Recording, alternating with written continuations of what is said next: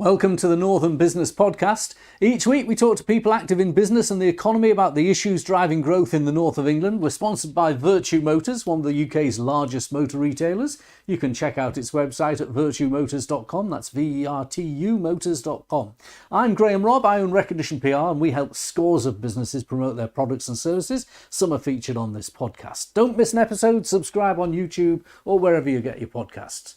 Now, both our guests down the line today, we've got Farheen Khan. Farheen Khan is the Senior Economist at Make UK, and also Patrick James Glennon, who's the owner and Senior Mortgage Advisor at Patrick James Solutions. Now, before we go into our guests down the line, I want to go to my colleague Jamie. He's been speaking with someone in manufacturing, Gary Russell, General Manager at Supply Technologies. Thanks, Graham. I'm joined by Gary Russell from Supply Technologies to talk about growth in manufacturing on the back of recent statistics that said that production has grown at the quickest rate since April 2022. So, Gary, before we start, just tell us very quickly, what is it that Supply Technologies does in manufacturing? Supply Technologies supply small components to medium and larger manufacturers around the globe. Okay, it's very straightforward, but obviously more complicated than that because obviously you have a big impact on manufacturers. What sort of sectors do you operate in? What sort of manufacturers do you support? Anything from the leisure sector, caravans, lodges. We also supply data center manufacturers in Ireland, medical, GSAB, Aston Martin, companies along them lines. So it's very, very quality based. So what we do, we use small components nearby to a factory and we supply the products as and when required. And that is about improving productivity, about making sure that they have those components there every time they turn around to build something. It's there when it's getting low, it's being replenished, but that's not all just done visually, it's done through technology and all that sort of stuff. So this goes to the heart of where this growth in manufacturing is coming from innovation and productivity. How much is that required on the supply chain like yourselves to bring that productivity gains and that innovation to your manufacturing clients? Well, after COVID, what happened was everybody wanted to increase the stock level, so it went through the roof, all sectors. But now what every sector, every manufacturer wants to do is have a limited amount of stock nearby as and when required. Well, that's where we're coming and help manufacturers for all sectors. And are you seeing from the customers you're working with and the potential clients that you might have coming on board that there is still this strong growth in British manufacturing? Very much so. It's not all sectors, man. I mean, the leisure sector is hurting because of the interest rates, but I'm certain they'll rebound. Well, you've got like data center manufacturers, JCB, Aston Martin, they're flying. They're doing really, really well. So it just depends on the sectors, really. Excellent. Well, that's a really positive outlook. I really appreciate that. Thanks very much, Gary. And Graham, back to you. Thanks, Jamie. And it looks like Gary's feeling quite positive about his clients in the manufacturing sector. A great supply technology business. It's nuts and bolts and all sorts of things, but without the manufacturing sector going, it wouldn't be in business, and it's doing a great job. Farheen, you are the Senior Economist at Make UK. You represent the great manufacturers of Britain. What is your take on what we've been hearing about manufacturing and its activity? Because we've had the UK growth figures out for the month of April, and they were a bit flat. Yeah, no, that was really interesting, Graham. And yeah, as you say, the GDP figures came out this morning, which suggests that April was a bit weak, but I wouldn't read too much into it. I think 0% growth for the whole economy, and a lot of that decline was actually down to the production sector, where manufacturing actually fell by 1.4% in April. And that does track with other metrics as well, like the PMI, the monthly PMI, which suggested April was a weak month. But if you look at kind of the 3-month average, or you kind of look over a longer time horizon, manufacturing generally is moving in a positive direction. April was just a bit of a strange month. It was, I think, one of the wettest months on record in the UK, which rainfall usually tends to have a negative impact on the economy because people don't go out and spend much.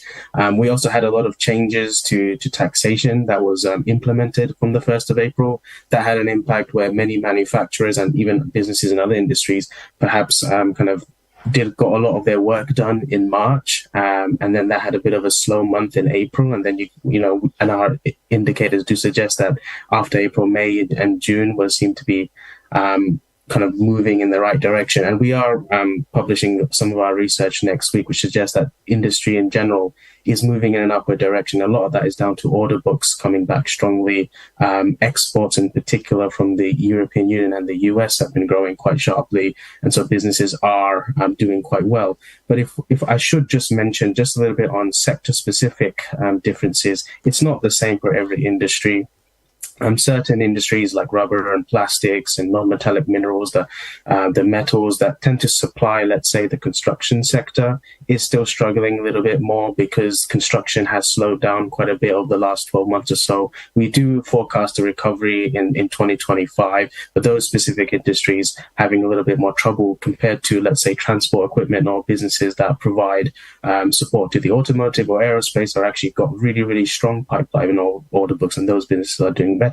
So when you think about supply chains like nuts and bolt providers who tend to be quite sector agnostic in a way because everybody needs nuts and bolts, if one industry goes down, another one tends to go up, and so you tend to keep your order books going strong. So it is something to keep in mind. But overall, across the industry, manufacturing is moving in the right direction, the direction we want to see. Manufacturing really was the mainstay of the British economy last year because the economy had a flat year, yet manufacturing was at 1.2%. And in the first quarter of this year, the growth was about 0.8%, but the manufacturing sector was above that. So the manufacturing sector has been, even though it's not a majority of the economy, has helped lift it up. Yeah, certainly. We do see that even though the manufacturing industry accounts for about 10% of UK GDP, it actually contributes a massive amount of weight towards the kind of the secondary sectors that come within the supply chain. So we did some research with Oxford Economics not too long ago, which suggests that, whilst directly the industry contributes about 10% of the UK economy, if you try to factor in to all the indirect impact, the supply chains, all the services, everything that goes into the supermarkets and the hospitality industry, everyone that sort of depends on manufactured goods, that industry supports actually about one fifth of the UK economy. And so when manufacturing does well, it tends to support a much wider industry. And so it's important to remember that actually even 10% of the economy can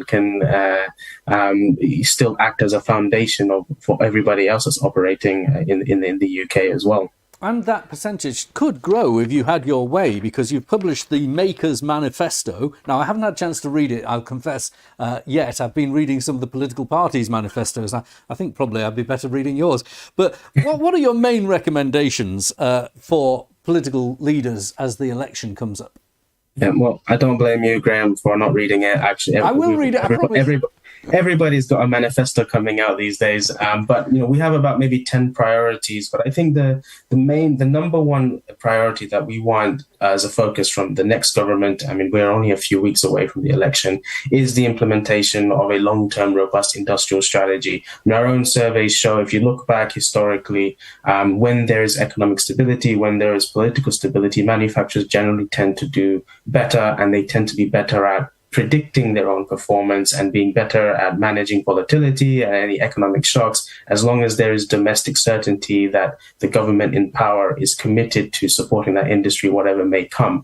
At the moment, we are the only nation amongst the Western world, amongst our own competitors, that is absent of a long-term industrial strategy. The US is obviously doing quite a lot to support. I mean, they're going quite hard on green and clean technologies, and the European Union also is looking a lot more at hydrogen. And despite not necessarily taking any action yet, the messaging that they have put forward is that, we are committed to these industries. And at the moment, I think the UK is just lacking that commitment. And of course, we can dive into what should be in an industrial strategy after, but it needs to start with that messaging first. And then we would look at things like net zero, we would look at skills, investment, the access to finance. And these are the kind of the pillars that should be forming the foundations of what an industrial strategy should focus on. I mean, I'm not going to go to all 10 priorities today, but if there was one that we would focus on, it would be the industrial strategy. Okay, now as part of an industrial strategy, do the politicians need to think about our sovereign capacity? Now,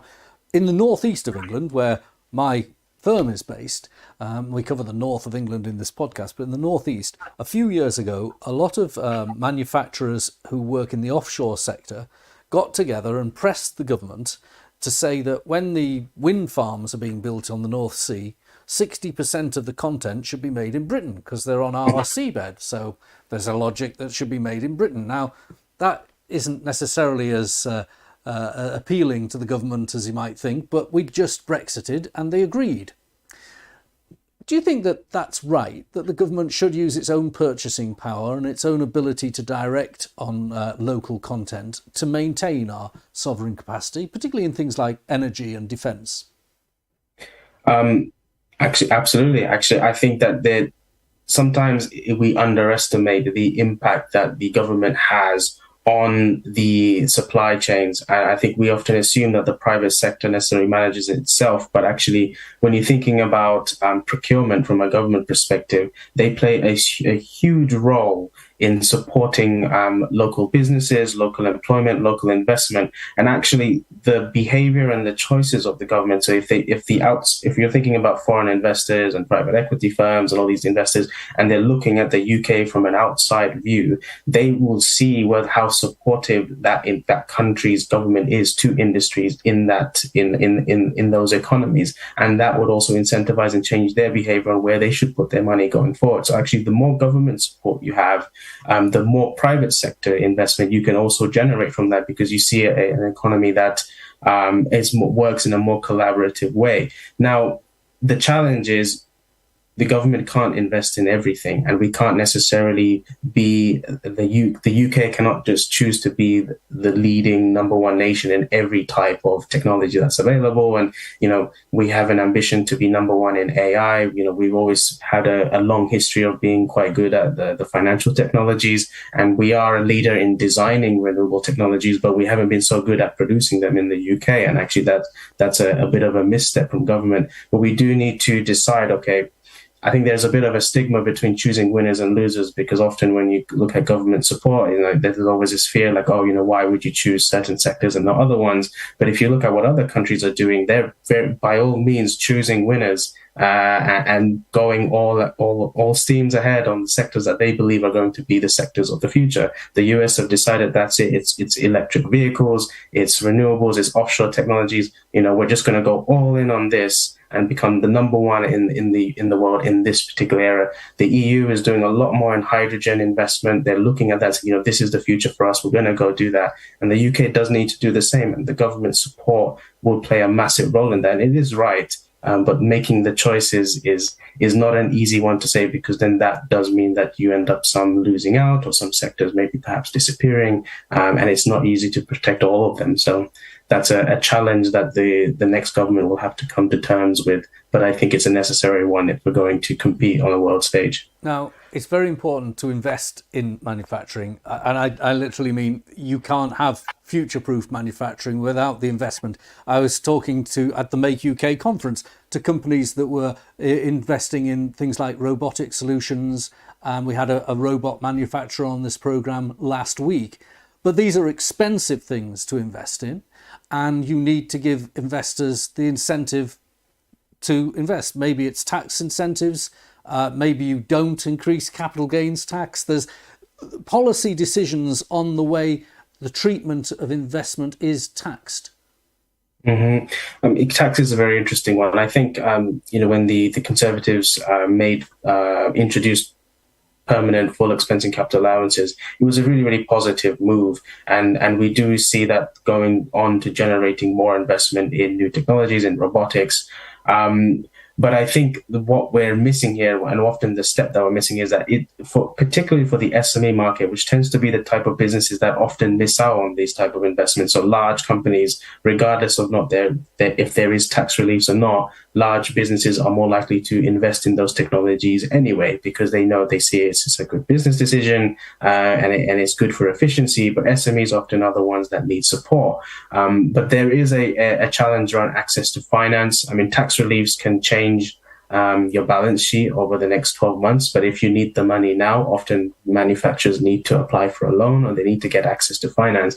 And many large lenders, for example, have pulled out of the SME market, and they don't necessarily support smaller businesses. Instead, they've decided to support secondary lenders. So lending to smaller banks who then lend out to SMEs, usually at a higher interest rate. And so they're already disadvantaged in this particular market. And so capital allowances and tax reliefs can help you, but you don't get that until 12 months later. When you do all your tax returns and you fill those forms and your accountants do the number crunching, and then you claim to HMRC that I need that money back because I spent 50 grand on this robot 6 months ago. But if you need the money now, often finance has to play a role in it first. And finance can play a role in, working with tax relief. So if the bank can know that you will receive a tax relief, and that actually might generate a better return on investment for both the lender and the business. But I think there is a mismatch in understanding and relationships.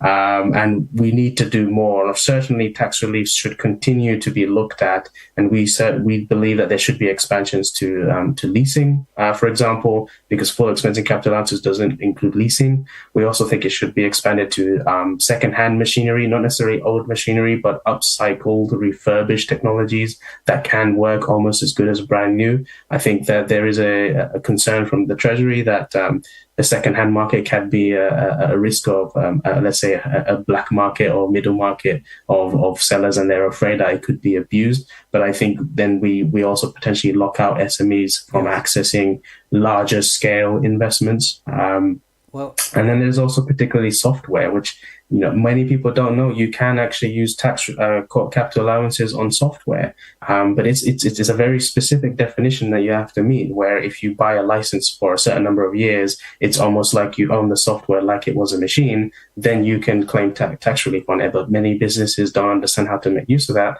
Many accountants don't actually know how to make that work. And I think that just needs to be cleared out or make it more accessible, because software and digital technologies, when you think about robotics, how much of it is machine, how much of it is software, it is a bit of a mix. And so we need to keep that in mind. So, it's an utterly fascinating answer. It goes into exactly the issue that we had with our robotics manufacturer on the programme last week, and he'd cracked his market by leasing his machines, not causing people to pay up front.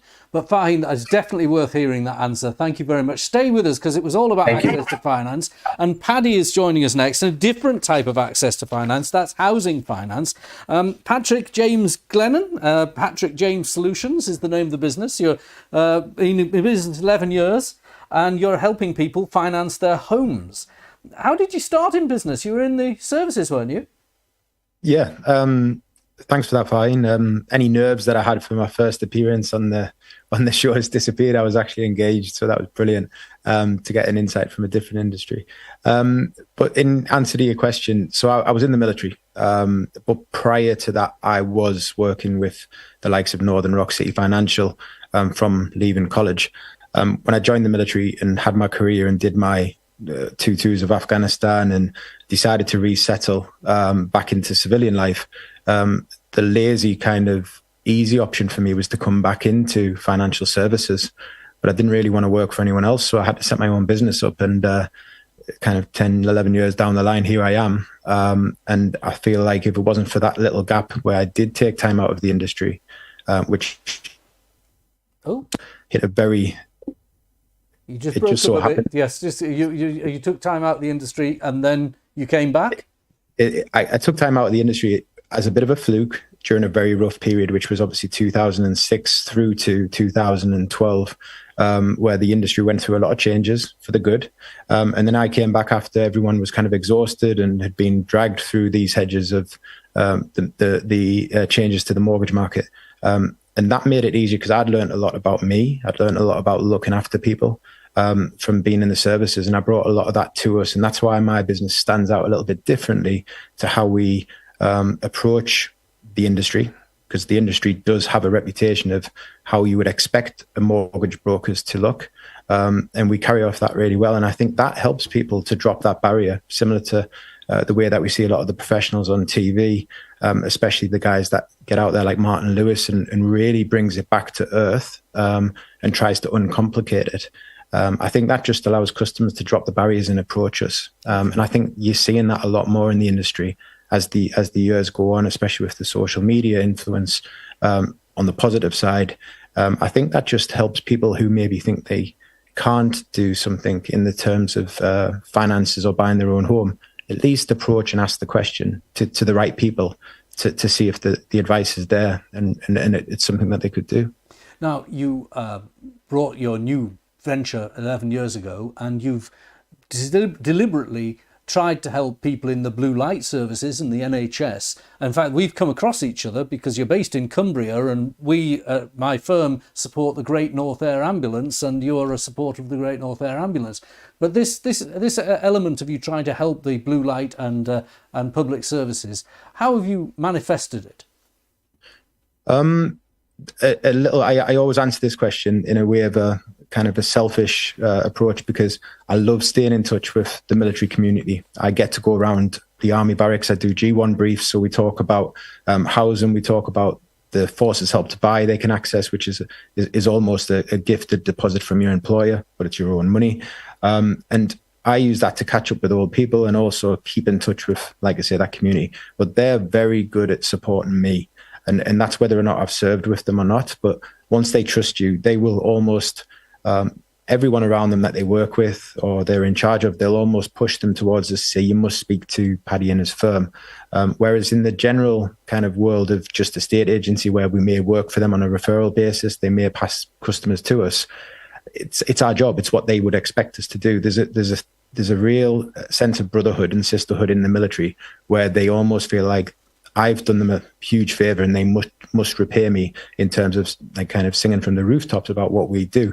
And that's the same. What we learned through COVID was, why are we just offering that service where we waive our advice fee to the military when we've got the NHS fire and police? And my dad being a fireman for 22 years, I overlooked it. I would charge firemen up until 3 years ago. And it didn't class them as kind of the same way we were the military, just purely from a business standpoint. And we had to open the doors to everyone in the blue light services because COVID really did highlight that on a day-to-day basis, they're everyday heroes. The military do a fantastic job, but it's the blue light services that really kept us going. And they were the ones that we would see out working when we were sat potentially putting our feet up in the garden during those early COVID months. Well, I hope that they come to you and use you, and I hope that it doesn't disadvantage you. You'll hopefully get commissions elsewhere, but giving them the no fee arrangement is fantastic. Let's talk about the actual market that you're in. Facts are stubborn things. The average house price is $298,000 in the UK. In the northeast, I checked this before we came on the podcast, it's around a town like Darlington, $164,000. In the northwest, Preston, $179,000. Yorkshire, Huddersfield, $200,000. About 5 times average salary. Mortgage rates, the fix for a 5-year mortgage is about 5.5% according to the average. And most people, 57%, fix for 5 years. It's a terrible set of data, that, if you actually want to buy your house for the first time or you need to remortgage to move. How do you get around it? How do you make the numbers work? I think what happens is those statistics are true. I think Zoopla released some that put the average house price on Zoopla, so readily available for sale, was upwards of 400,000. Wow.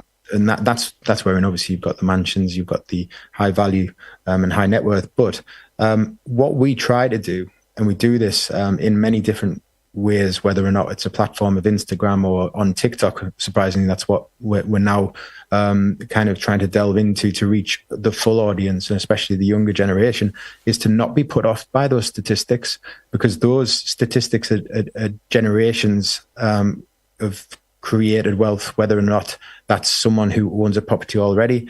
But we could look at first-time buyers, we could look at certain sectors, we could look at different professions. And I think if we get too caught up on a statistic as in the average salary or the average house price, well, actually it comes down to the person's budget and the individual. And I think that's where we can't deal with every single customer. But what we can do is educate them. I'd use the term myth bust, so we can get rid of some of the things that were maybe a hurdle.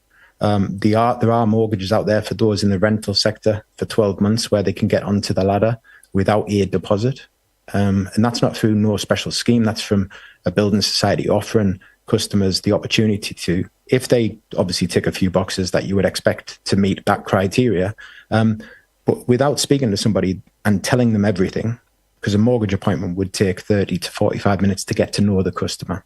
And that's know their facts. Once we've got those, that average house price goes out the window, because that's something that they've seen maybe in the media that has put them off, because they have just presumed that either that statistic means they haven't got a chance, that the generation they're within doesn't stand a chance to get on the property ladder. Well, actually, they may be looking for something well within the budget, and that might be just something that they need to see and explore. And if all we do is speak to somebody and explain to them, actually, you're right, that isn't right for you now, and it doesn't match your budget, then that's brilliant. We're not taking a customer on, but we've helped them, and they've actually came to someone that knows what they're doing, and they're speaking to the right people, as opposed to maybe getting clouded or frightened by the mainstream media, because they're speaking, like you have just given statistics, as a whole, but it's about the individual. I think that's a very good point, Patrick. And you're right. The mainstream media puts everything in a binary black and white way when there are shades of grey and nuance. Of course. And with the military, when we speak to them, and I love this part, I don't take any sort of presentation. I'll stand there and we'll have a question. We start off with one question and it'll just explode into many. And it is a game of myth busting. They'll throw out things to us that they would say, this, I can't do this because of this, or I've heard this will stop me getting a mortgage. And yes, maybe if they walked into their bank, the answer would be no. Sorry, sir. Or sorry, mom, you can't have a mortgage. But there's a lot of banks and building societies. By speaking to a broker who's whole of market, who can go to everyone, there's a mortgage for everybody, and it's all about when. So that might be when you get that next increment. If you're in a profession which is classed as a professional profession, like let's say for a doctor, for example, or a dentist, and you're just starting out, there are lenders out there that recognize that, and they understand, actually, we can work with you and maybe give you a higher income multiple because of your job, because we know your increments are almost guaranteed to increase as you go up the ladders.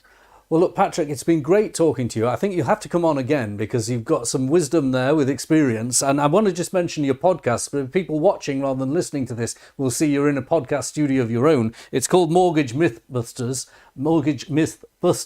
and it's on Spotify and other platforms. But thank you very much. Farheen, what did you have to think about what Paddy has to say? Very interesting that, you know, you've been giving very detailed answers about the real estate of manufacturing. He's been giving detailed answers about the real estate of the housing market. Sometimes it's not as doom and gloom as all that, is it? Yeah, I think it's, you really need, the devil is always in the detail, right? And you always have to just look into it. I just bought my first property only just about 12 months ago now, actually.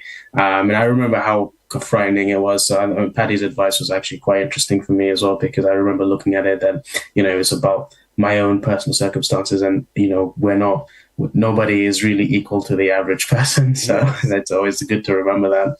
Well, Farheen and Paddy, thank you very much for joining us on the Northern Business Podcast. If you want to be a guest, do get in touch. Best to get in touch via LinkedIn, Graham Robb, or Harry Sinclair, who's my producer. I want to thank him, and our technical operator, Robin Campbell, and Josh Havikin. Josh Havikin's been helping behind the scenes as well. That's it for today. Catch us another time, and do subscribe on YouTube or wherever you get your podcasts.